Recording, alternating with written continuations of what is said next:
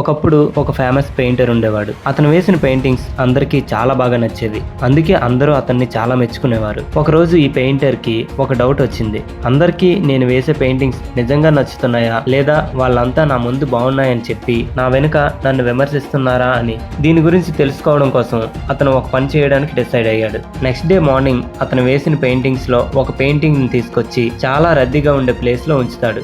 అంతేకాకుండా దాని కింద ఒక చిన్న నోట్ కూడా రాస్తాడు. ఈ పెయింటింగ్ లో మీరు ఏదైనా తప్పును గమనించినట్లయితే దయచేసి దాన్ని గుర్తించండి అని. అది అక్కడ పెట్టేసి వెళ్ళిపోతాడు. సాయంత్రం తిరిగి వచ్చినప్పుడు ఆ పెయింటింగ్ చూసి అతను షాక్ అయిపోతాడు. ఎందుకంటే పెయింటింగ్ అంతా కూడా చాలా గుర్తులతో నిండిపోయి ఉంటుంది. అతను చాలా బాధపడతాడు.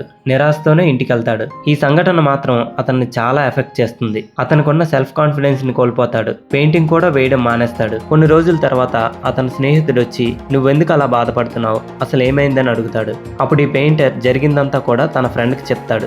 అప్పుడు అతని ఫ్రెండ్ ఏమంటాడంటే, అయితే మళ్ళీ మనం ట్రై చేద్దాం, అదే ప్లేస్లో ఇంకొక పెయింటింగ్ ఉంచుదాం, కాకపోతే ఈసారి కింద ఉన్న నోట్ని మాత్రం మారుస్తా అంటాడు. వేరే పెయింటింగ్ని అదే ప్లేస్లో ఉంచి కింద ఈసారి ఈ విధంగా రాస్తాడు.